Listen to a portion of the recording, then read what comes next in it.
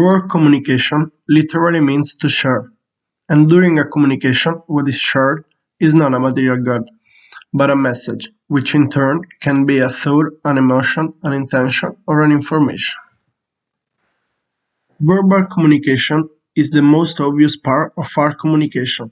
It refers to the use of words to convey. In summary, the definition of verbal communication is to be found in the language and semantic of the words spoken by the speaker. On the contrary, nonverbal communication includes all those aspects that go beyond the semantic language and fall into the category of body language. Paraverbal language is in the middle of these two ways to sending messages. The elements that fall under this type of communication are tone, rhythm, timbre, and volume. Through the tone, you can make your emotions clear to the listener. Tone indicates the style of the conversation and can even make your sentence take on the exact opposite meaning to the real one. Just think about the use of sarcasm. Rhythm refers to the time taken between the words, so that the speed of the conversation. A sudden acceleration in the rhythm can cause attention into the listener, whereas a slower rhythm can convey calmness and tranquility. The term timbre refers to the particular profile or distinctive character emitted by a voice. Unlike the other elements, timbre is more genetic, but each timbre can be enhanced by how the other paraverbal elements are used. Volume has the particularity that it is immediately noticeable, which is why it can be considered a real business card. People who speak with a lower volume of voice are perceived as more shy or insecure. On the contrary, those who use a higher volume of voice can transmit security, self-confidence, and trust in the interlocutor. Facial expressions are fundamental in communicative interactions and are part of kinesics system. Kinesics is the science that studied body language. Scholars have classified 44 basic human facial movements ranging from the frowning to squinting. It is important to point that many studies have demonstrated the existence of some universal expressions among people of different nationalities. In conclusion, this category of nonverbal communication cannot be considered universal because it derives from patterns of behavior that are deeply rooted on people. Gestures and posture, although they are two different things, they are closely related to each other. They can help understand if we are going in the right direction during a conversation or if we are boring or unnerving our interlocutor. To better explain these two categories, it would be easier to present a list of individual body movements and lines.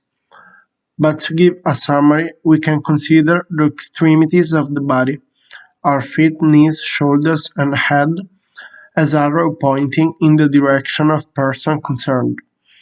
For example, every open movement that lets occupy space show confidence, while every crossing of lines or closing movements, such as for example bringing knees to the chest, show insecurity or discomfort. The term proxemic refers to the third zone of interpersonal relationships, with which a correlation is established between physical and social distance. Up to 45 centimeters is defined as an intimate distance. Between 45 and 120 centimeters is a personal distance. An interaction between friends between 1.2 and 3.2 meters is an interaction between acquaintances and is defined as a social distance, while a distance over 3.3 meters is defined as a public distance. Use of clothes and use of objects allow, for example, the immediate identification of a working figure, such as a policeman or a soldier, and not analyze any body movement. A good use of time demonstrates practically an intelligence. It is divided into use of verbal time, so that receiving message and sending sensible feedback in the shortest possible time, and material use of time, so that the way individuals perceive and use the time to organize their activities and mark their existence. In everyday life, we send out unconscious signals that we do, such as singing impatiently and rolling our eyes. But there are also conscious signals that are acquired and influenced by the cultural environment. For example, thumbs up to express approval, or palms facing the other person to calm a situation, or calm emotional outbursts. But caution is needed conscious body. Language must always be placed in cultural context. A certain gesture may have totally different meaning in the other continents or cultural environments. Awareness of the influence that body language can have on large scale has led to the US government finding it useful to establish a research group on body language of major world leaders. In 2014, the then Pentagon spokesman, John Kirby, announced the existence of a research program that examines body language of various figures with the aim of achieving a better understanding of their decision-making process. Film and theater are the quintessential place where the use of nonverbal communication creates the illusion of knowing everything about the character created by the director or the actor. Film and theater schools and improvement they have had in the actor's interpretation of characters are the results of years of study of nonverbal communication. As far as linguistic mediation is concerned, a good mediator must be able to minimize every element of nonverbal communication. He must therefore assume a neutral tone and volume in the paraverbal.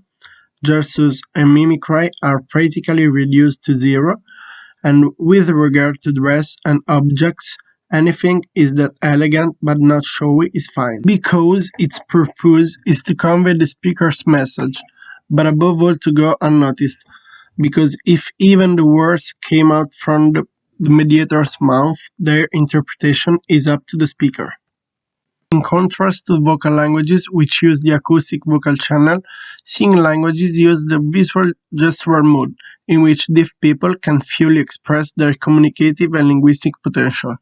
Singing languages are therefore primary and hardly available form of expression of self-indication for deaf communities. It is one of the most powerful means to convey their culture based on the visual perception. A myth that has to be dispelled is the existence of only a primordial singing language.